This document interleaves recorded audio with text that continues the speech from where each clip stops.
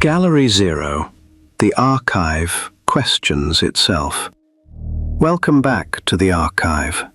You have been here before. It will look familiar. Please note that familiarity does not guarantee stability. Proceed with care. You return to the archive expecting familiarity, the same walls, the same order. It looks the same. That is how you know something has changed. The archive has added clarifications, context, gentle language. It insists this is for balance, for comfort, for everyone. These are not aggressive words. That is their strength. Some sentences have been adjusted. Violence becomes incident. Lies become claims. Intent becomes debate. Nothing has been removed. Everything has been softened. The shape of the truth remains. The edges are gone. The archive is not under attack. That would be obvious. It is under concern, complaint, inquiry. These arrive politely, in numbers. No single voice demands change, but the weight accumulates. Words on the walls have shifted. History becomes interpretation. Evidence becomes material. Documentation becomes content. The archive insists it is still accurate. Accuracy is no longer the point. Safety is mentioned more often now. Not specific danger, just safety. Safety does not argue. It closes discussions. The archive learns when to stop explaining. The archive begins to ask itself questions. Is this history or opinion? Who decides? Who is made uncomfortable? And why that matters more than accuracy. The archive remains open, for now. Exhibits continue, with care, with caution. You are invited to proceed. Gallery 1. Biased soil. This gallery concerns foundations. Not what was built, but what was blamed for the shape of what grew. Please watch your footing. The ground is considered controversial. The archive was accused of bias. Not because it lied, not because it invented events, not because it fabricated dates or forged documents, but because it remembered. Remembering, it turned out, was no longer neutral. Soil does not choose sides. It records what was planted, what was watered, what was neglected, what was poisoned, what was trampled repeatedly and then blamed for being flat. But when some growth is admired and other growth is regretted, the soil itself is accused. This ground is biased, they said, standing ankle deep in their own footprints, demanding the earth apologize. A request appeared. It arrived calmly, politely, with the language of reason. Teach both sides. It sounded fair, balanced, civic. It sounded like maturity. One side arrived with records, dates, documents, orders, even consequences. The other arrived with feelings, grievances, a sense of betrayal, a conviction that something felt wrong and therefore must be. They were placed on the same scale, yet the scale did not protest. Balance was declared achieved. Discomfort entered the discussion next. Visitors said the exhibits made them uncomfortable. This was logged carefully. Discomfort was reframed as harm. Harm demanded intervention. No one asked what discomfort was responding to, only that it existed. The archive learned an important lesson. Truth that unsettles must now justify itself. Truth that soothes requires no explanation. Language adjusted accordingly. Violence became complex. Lies became disputed. Intent became unclear. Patterns became coincidence. Consequences became opinions. Nothing was removed. It was padded, rounded, wrapped carefully so no one might cut themselves on reality. Neutrality rose in status, not as fairness, but as moral high ground. To take no position was framed as wisdom. To describe events plainly was framed as advocacy. Clarity became suspicious. The archive was told it must not take sides. Yet this instruction arrived after one side had already taken everything. Silence began to feel responsible, measured, adult. Speaking plainly began to feel risky, unnecessary, provocative even. The soil did not change. What happened did not change. What was done did not change. What followed did not change. Only the description changed. And once the ground itself is declared biased, anyone standing on it can be dismissed. And that is how you remove witnesses without touching them. You may move on. The soil will remain. Opinions about it will change hourly. Gallery 2. Defund the archive. This room addresses resource allocation, specifically what happens when truth is asked to justify its expense. Please remember that nothing here was removed. It was simply adjusted. The archive was not closed. That would have drawn attention. Attention invites questions. Questions invite answers. Instead, the archive was adjusted. The adjustment was described as responsible, necessary, prudent. There were budgets, there always are. There were spreadsheets, there always are. The cuts were small enough to explain and large enough to matter. Nothing essential was said to be removed. Only redundancies, efficiencies, extras. Context, it turned out, was an extra. The gift shop remained. The lobby lighting was upgraded. The entrance sign was polished. But the footnotes disappeared. The explanations shortened. The uncomfortable sections were relocated to places fewer people visited. The archive assured everyone that accuracy had not been compromised. Accuracy was simply streamlined. Words appeared that sound neutral until you hear them often enough. Budget constraints, strategic realignment, difficult decisions. None of these words describe loss. They describe inevitability. Exhibits that required defending became expensive, not financially, socially. Each explanation required a meeting. Each meeting required approval. Each approval required consensus. Consensus, as it turns out, is easier to achieve when nothing specific is said. People adapted, not because they agreed, because adaptation is a survival skill. Some staff left, quietly, politely. They cited new opportunities, personal reasons, a desire for change. None of them said they were tired of explaining reality to people who resented being reminded of it. Those who stayed learned new habits. They removed adjectives. They replaced verbs. They spoke in longer sentences that arrived nowhere in particular. No one instructed them to lie.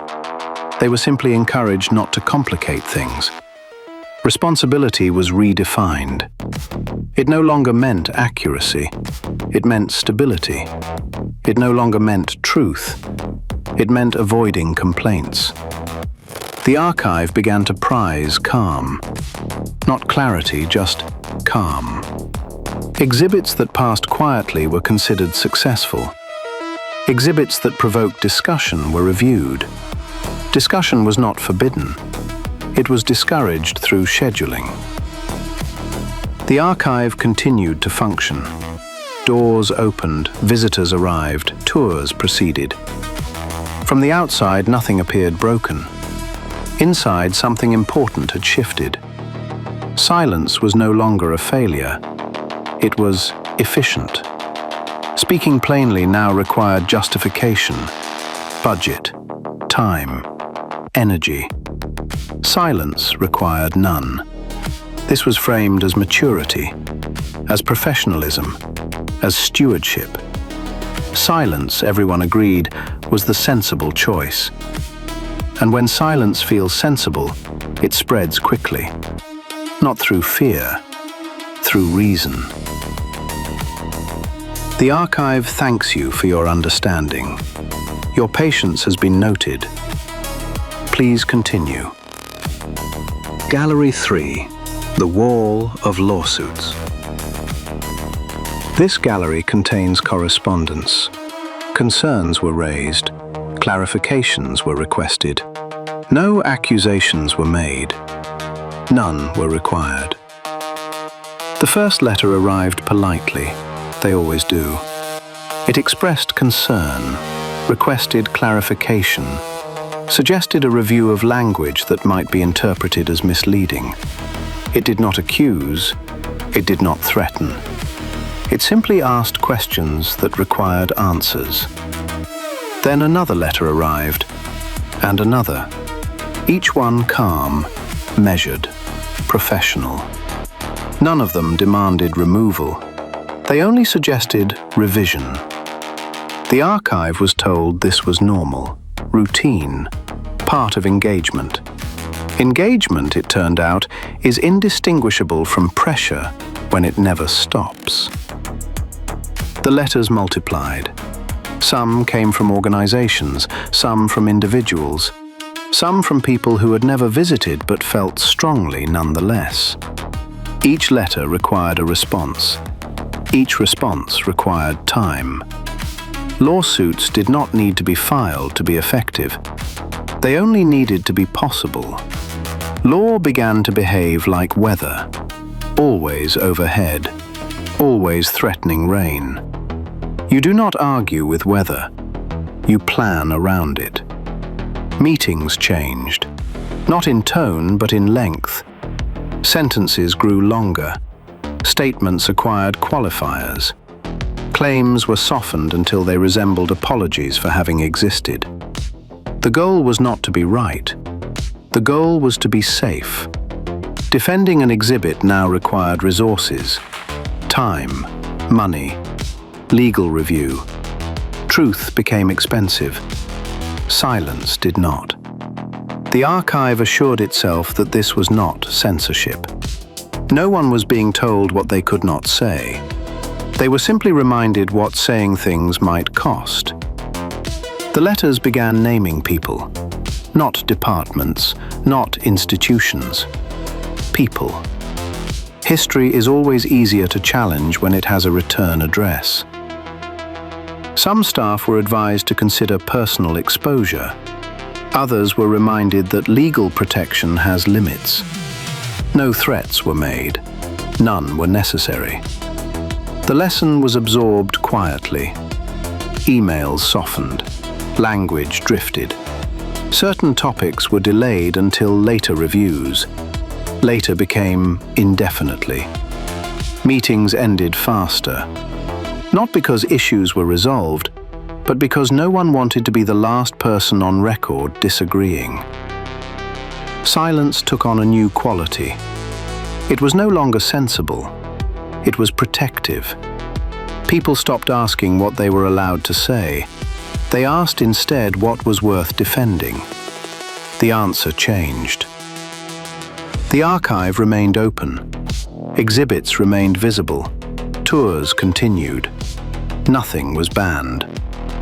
And yet, speaking plainly now carried risk. Professional risk, personal risk, legal risk. Silence carried none. When speaking risks punishment, most people stop speaking. Not because they agree, because they understand. Silence settled into place. Not as virtue, not as reason, as shelter. And once silence feels like shelter, leaving it feels reckless. Please proceed carefully. What you say next may be on record. Silence is also acceptable. Gallery 4, The Silence. This gallery contains no exhibits, no arguments, no resolution. If you feel an urge to speak, that is normal. Please refrain. After the shouting stopped, there was no celebration, no relief, no shared breath where everyone agreed that something had passed. There was quiet. Not the quiet that follows understanding, the quiet that follows depletion. People did not stop talking because they had reached consensus. They stopped because speaking required energy, and energy had been spent on arguments that went nowhere, and explanations that were rejected on sight.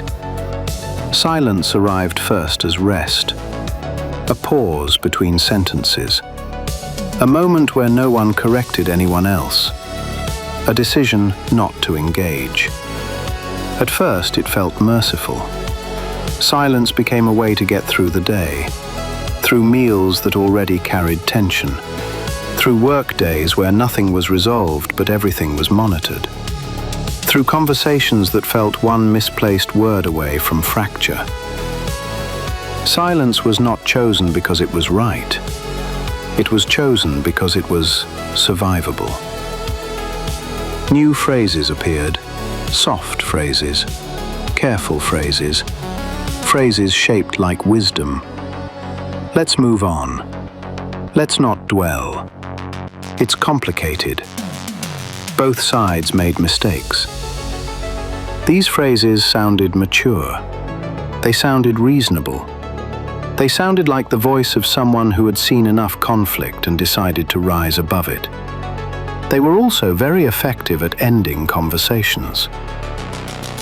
Silence learned to wear manners.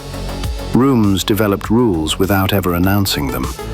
Certain topics were avoided not because they were resolved, but because they were volatile. Certain words were replaced with safer ones that meant less and offended no one. Questions were postponed, not denied, not rejected, just postponed. Later became a place where difficult truths went to rest. They slept there indefinitely. Families learned the boundaries, not through discussion but through reaction. A tightening of the jaw, a pause that lasted too long, a sudden change of subject that everyone pretended not to notice. Workplaces learned which opinions belonged nowhere. They were not banned, they were simply inconvenient. Friendships adapted. Some survived by narrowing themselves. Others survived by becoming polite. A few did not survive at all. Silence did not feel like surrender. It felt like restraint, like discipline, like choosing not to escalate. Silence felt adult. Silence was praised, not loudly, but consistently. Those who remained calm were called reasonable. Those who insisted on clarity were called divisive. Those who refused to move on were described as living in the past. The cost arrived slowly, not all at once, not dramatically. It arrived in the moments where someone almost spoke and then adjusted their tone, in the jokes that landed and then did not, in the realization that some things now required disclaimers before they could be said at all. Silence accumulates interest. What begins as rest becomes habit. What becomes habit becomes expectation. Silence does not oppose harm. It does not interrupt it. It does not redirect it. Silence is interpreted, often as acceptance, sometimes as endorsement. almost always as permission, especially by those who benefit from it. Silence spreads quietly.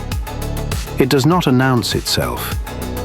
It moves from room to room by example, from table to table by relief, from thought to thought by exhaustion. Eventually, silence becomes default behavior, not because people forgot, but because remembering out loud felt like risk. Risk to relationships, risk to employment, risk to stability. Silence did not erase memory. It privatized it. The garden did not heal in silence. It waited, and while it waited, others continued. Silence does not end a story. It does not resolve conflict. It does not close chapters. Silence only delays consequences. And delay, when mistaken for peace, has a cost. You may move on. Nothing has been settled. That is the point. Gallery 5. The gardeners who stayed. This room recognizes continuity, not success, not victory, just presence. Please lower your expectations accordingly. Not everyone left the garden. Many did. They left because staying hurt. They left because staying meant watching things decline one reasonable decision at a time. Leaving was not cowardice. Leaving was triage. But some stayed. They were not heroes. Heroes leave footprints. Heroes get speeches.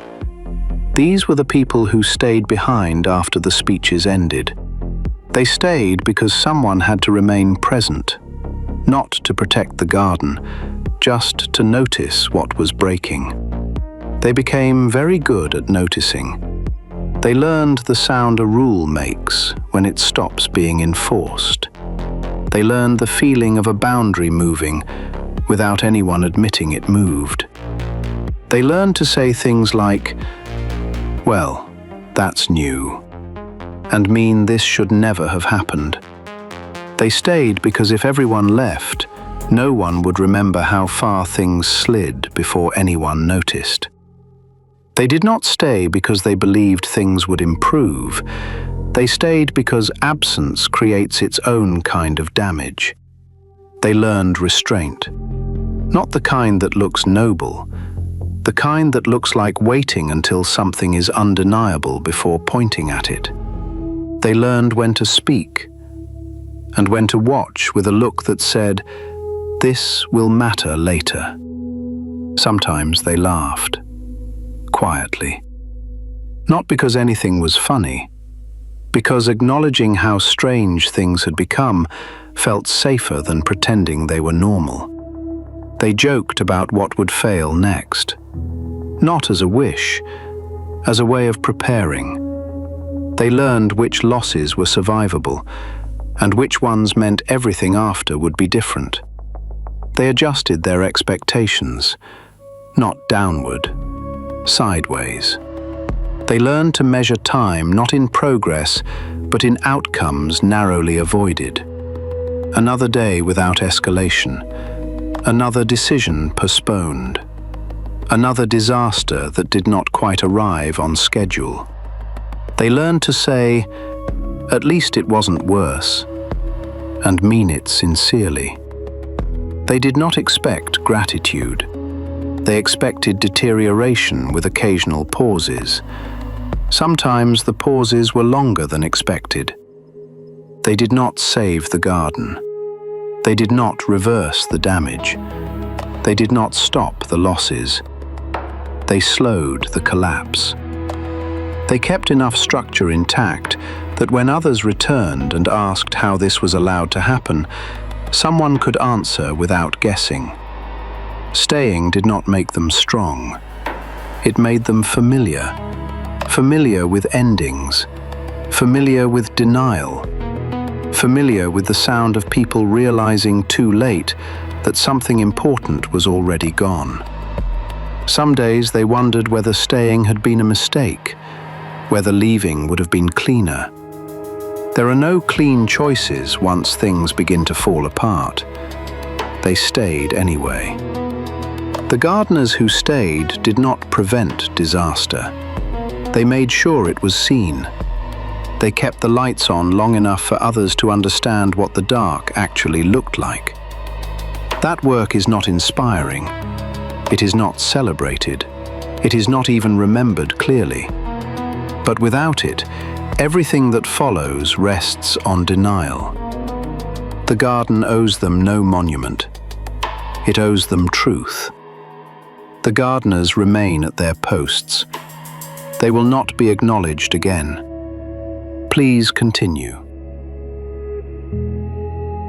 Gallery 6, The Children. This gallery is not interactive. It does not ask for opinions. It does not benefit from debate.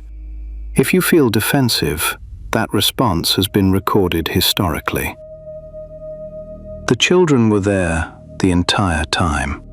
Not at podiums, not in strategy rooms, not where adults tell themselves power lives. They were nearby, always nearby. Children do not need to be addressed directly to be taught. They learn from proximity, from tone, from repetition, from what is laughed at, from what is excused, from what is explained away. Children learn patterns long before they learn arguments. They watched how adults spoke about other people. Who was described as dangerous? Who was described as lazy? Who was described as a problem that needed solving? They watched which names were spoken carefully, and which were spoken with a smile that did not reach the eyes. Children do not absorb ideology first. They absorb posture. They learned who was allowed to be angry and who was required to be calm. They learned whose pain demanded sympathy and whose pain required proof. They learned that some suffering was tragic and other suffering was suspicious. These lessons were not delivered as lessons. They were delivered as atmosphere. Hate does not arrive to children as hatred. It arrives as explanation. It explains why some people are struggling, why things feel unstable, why the future feels uncertain. It offers a cause, not a complicated one, a clean one. Hate behaves like belief. It offers certainty in a world that feels chaotic. It divides reality into shapes a young mind can hold. Us, them, good, bad, safe, threatening. Children are drawn to systems that reduce ambiguity. Ambiguity requires patience. Patience requires security. When adults model contempt, children learn contempt. When adults model cruelty as humor, children learn that laughter is a way to distance themselves from empathy. They learned that mockery was strength, that ridicule was intelligence, that caring too much was embarrassing. They learned which opinions earned approval, which phrases produced nods, which jokes were repeated. Children learn rewards quickly. They learned that loyalty mattered more than accuracy, that repeating the correct phrase was safer than asking a question, that certainty was admired even when it was wrong. They learned that contradiction was not something to resolve, it was something to ignore. They watched adults dismiss evidence without examining it, not slowly, not carefully. Dismiss it immediately, with a gesture, with a laugh, with a phrase that ended the discussion before it could begin. They watched adults treat information as something that could be accepted or rejected based on comfort, not accuracy. Evidence was no longer something to engage with. It was something to defend against. They watched adults reject expertise with confidence. Not skepticism, confidence. Experts were no longer people who had studied longer, tested ideas harder, or changed their minds when reality disagreed. Experts became suspicious by definition. To know too much was to be hiding something. To explain patiently was to be manipulating. Children learned that effort itself could be framed as deceit, that learning more was not curiosity, but disloyalty. They watched adults say, "I don't need to know more," as if it were a virtue, as if ignorance were integrity, as if refusing to learn were a form of strength. This taught children something devastating. Knowledge became optional. Certainty did not. They learned that it was safer to be sure than to be correct, that doubt was weakness, that questions were threats, that changing your mind was failure. A child learns how to think by watching how adults think. And what they saw was thinking replaced with reflex. They saw conclusions chosen first and reasons assembled afterward. They saw answers arrive before questions were finished. They saw belief treated as something to defend rather than examine. This trains the brain incorrectly. Instead of learning, "How do I know this is true?" children learned, "How do I protect this belief?" Instead of learning what evidence would change the mind, children learned what evidence must be ignored. This does not produce independent thinkers. It produces rigid ones. Rigid minds struggle with complexity. They seek simple explanations, clear enemies, strong voices, definite answers. When the world feels unstable, they reach for certainty, not understanding. This is where empathy begins to fail. Empathy requires imagination. It requires the ability to hold another person's experience without immediately rejecting it. But when children are taught that evidence is suspect and expertise is corrupt, they are also taught that other people's experiences are negotiable. Pain becomes a claim. Suffering becomes an opinion. Lived experience becomes something to debate rather than understand. Children learn to ask not, "Is this person hurting?" but "Do I agree with them?" Empathy erodes quietly. Moral reasoning collapses next. Instead of asking what is right, children learn to ask, "Who is this for?" Rules stop being principles. They become tools. Punishment becomes acceptable when directed correctly. Cruelty becomes defensible when justified loudly. Children absorb this lesson early. They learn that morality is not about harm, it is about alignment. The same action can be condemned in one context and celebrated in another depending on who performs it. Instead of evaluating actions, children evaluate loyalty. This is where authoritarian thinking takes hold. Authoritarianism does not begin with uniforms or slogans. It begins with relief. Relief from thinking. Relief from doubt. Relief from the burden of moral ambiguity. A strong voice offers certainty. A simple story explains everything. An enemy absorbs blame. Children raised in this environment do not feel controlled. They feel protected. Protected from complexity. Protected from uncertainty. Protected from the discomfort of not knowing. But this protection comes at a cost. They learn to outsource judgment. They learn to wait for instruction. They learn that authority exists to tell them what to think so they do not have to. They learn that obedience can feel like safety. When authority contradicts evidence, they side with authority. When authority demands cruelty, they call it necessity. When authority punishes dissent, they call it order. This is not because they are cruel. It is because they were trained to fear doubt more than harm. this is why the damage lasts. Because it does not simply teach children what to believe, it teaches them how to process reality. And a mind trained to reject evidence, dismiss empathy, and outsource moral judgment will repeat these patterns long after the original voices are gone. The garden will spend decades repairing what was done, not because repair is impossible, but because this kind of harm embeds itself early. It settles into reflex, into instinct, into the way a person reacts before they think. Some of this damage will soften with time, effort, and contradiction. Some of it will not. Some children will carry these lessons quietly into adulthood, long after the language that taught them has disappeared. Under stress, under fear, under pressure. It will reappear not as ideology, but as reaction.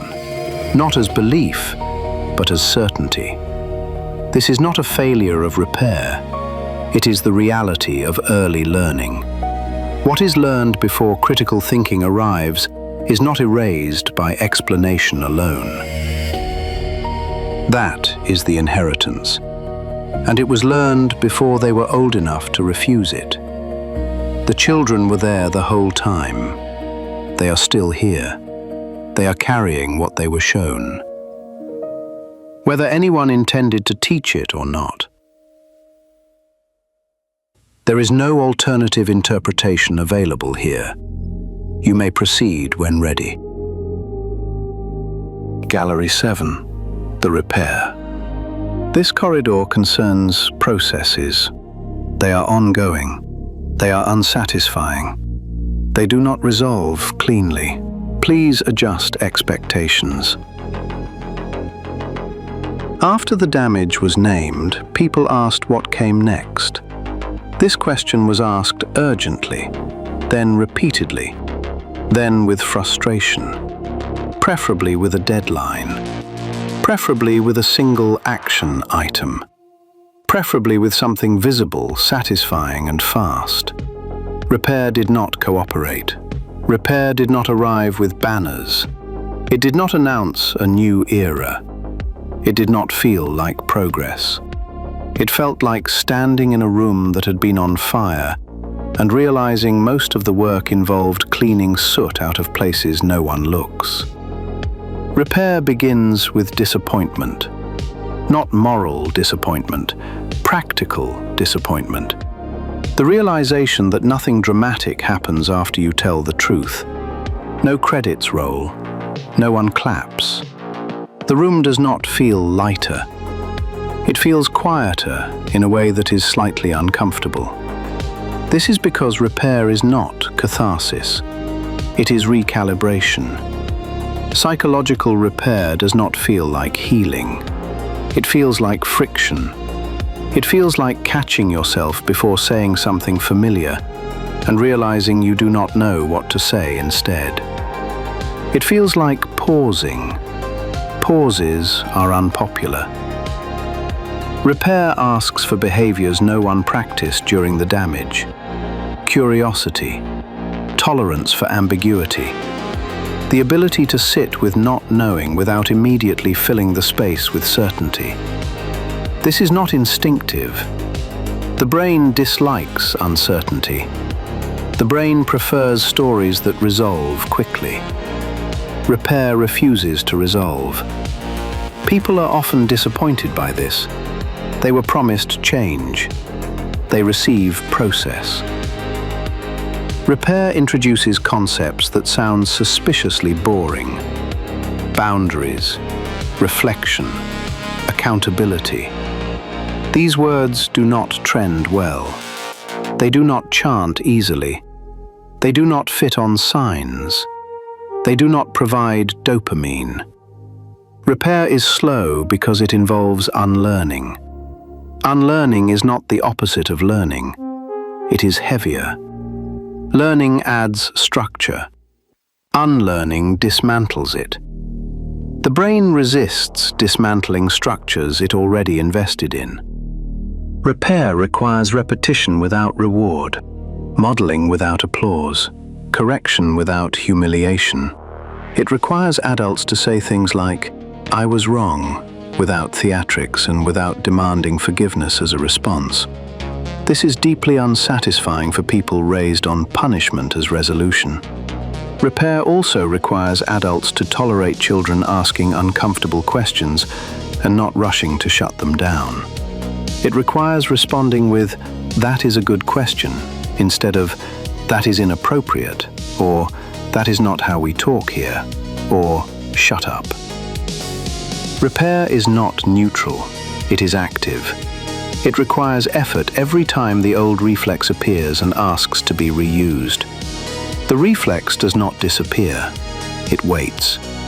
Repair introduces cognitive friction intentionally. It slows reactions. It inserts thought where certainty used to be. This feels wrong at first. Many people interpret this discomfort as danger. It is not danger. It is recalibration. Repair also involves limits, clear ones.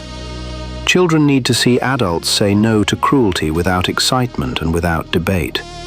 Not loudly, consistently. Repair teaches through predictability. This is difficult for adults who learn that authority must perform strength theatrically. Repair strength looks unimpressive. It looks like calm refusal. It looks like repetition. It looks like saying the same thing again without changing tone. Repair disappoints people who want justice to feel like vengeance. It disappoints people who want healing to feel like relief. It disappoints people who want consequences to happen to someone else somewhere far away so they can feel finished. Repair does not finish. Repair continues long after attention leaves. It looks like classrooms where curiosity is protected even when it is inconvenient. It looks like homes where uncertainty is tolerated without mockery. It looks like adults correcting each other without spectacle. It looks like boredom. This is why repair is often mocked. Mockery is easier than patience. Sarcasm is easier than restraint. Certainty is easier than responsibility. Repair is the opposite of what caused the damage, which makes it feel unnatural. This does not mean it is ineffective. Repair works slowly, quietly, without evidence that satisfies people who demand proof immediately. It works by changing what feels normal over time. This frustrates people, especially those who benefited from the damage, especially those who miss the simplicity of certainty, especially those who confuse discomfort with harm. Repair asks for a skill most people were not taught: the ability to remain present without performing dominance. It also asks something even harder: the willingness to be ordinary.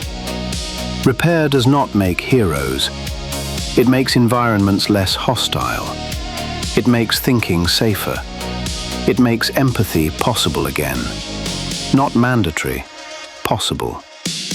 This is not inspiring. It is stabilizing. And stabilization is what prevents repetition. Repair does not erase what happened. It prevents it from becoming tradition. That is the work. It is not glamorous. It is not loud. It is not finished. And that is how you know it is real. Repair will continue without announcement. You may observe the next section. Participation remains optional. Gallery 8. What remains? This gallery documents residue, habits, tics, lingering behaviors with no clear origin. Some may feel familiar. After repair begins, people often ask a different question. Not what went wrong. That has been covered extensively and loudly. They ask what remains. They ask this cautiously, as if something might answer. What remains is not the same garden. Anyone waiting for that should stop waiting now. That garden no longer exists. It was replaced gradually without ceremony, and then everyone pretended this was fine. What remains is a garden with habits. Some of them are useful, some of them are strange. A few are deeply unnecessary but have achieved emotional tenure and cannot be removed without paperwork. People flinch slightly at raised voices now. Not dramatically, just enough to notice. This is the nervous system doing its job, even if it does not explain itself politely. The body remembers things the mind would prefer to archive. There is also a noticeable pause before laughter. Not because humor is gone. Humor is thriving. It has simply become selective. Jokes are inspected briefly before release, like fruit at a border crossing. This is often described as fragility. It is not. It is calibration. Some metaphors have been retired. Quietly. No announcement was made. They simply stopped working, and everyone agreed not to ask why. This is how culture heals itself without forming a committee. What also remains are phrases that no one remembers approving. Entire procedures still exist to solve problems that vanished years ago. They remain because removing them would require explaining why they were ever needed, and that feels like work. This is not failure. This is sediment.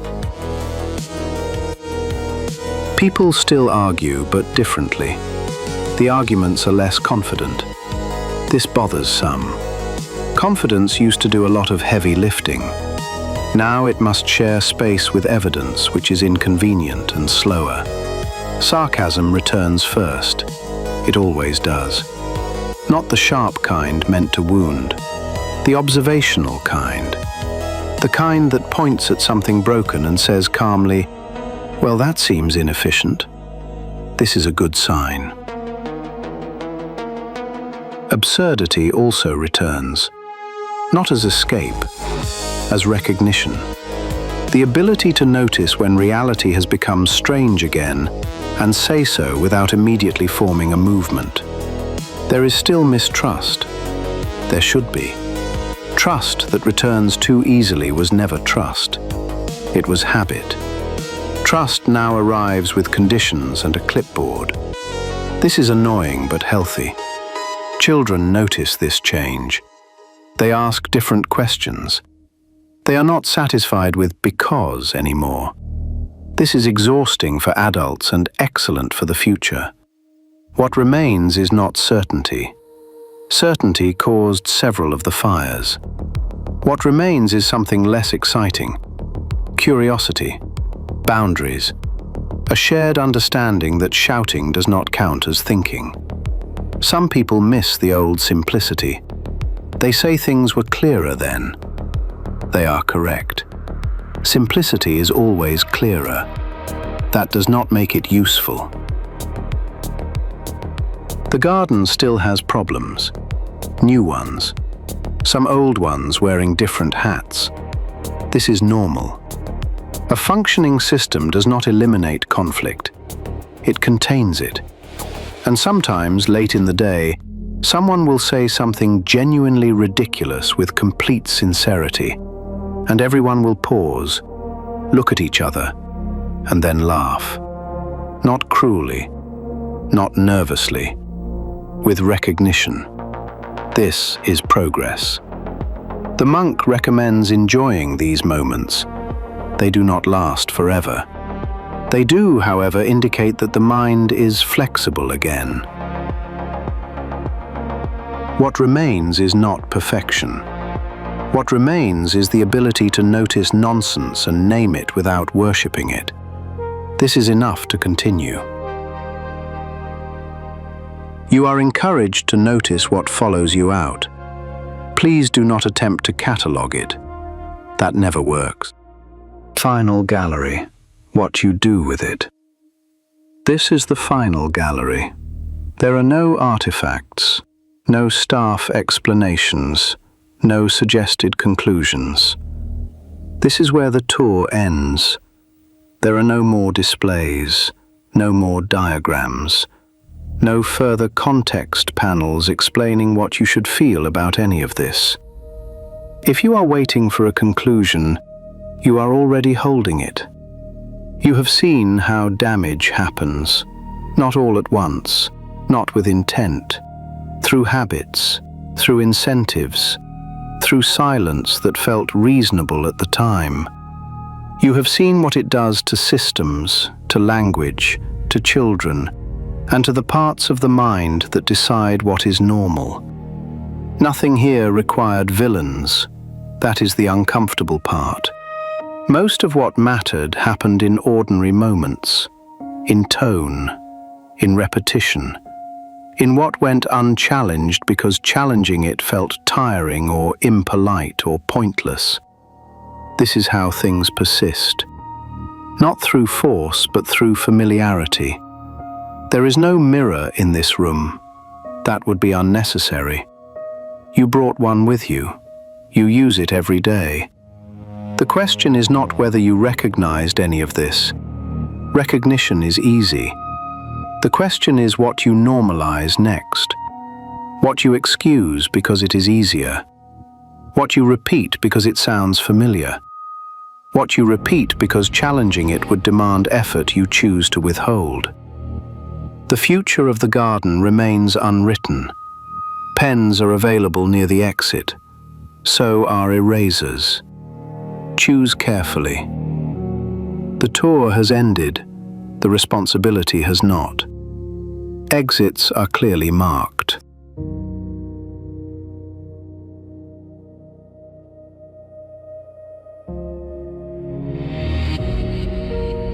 Monk's final thoughts. People often ask why harm happens. They look for causes that feel proportionate. Trauma, ideology, fear, something complex enough to justify the damage. Sometimes there is no complexity.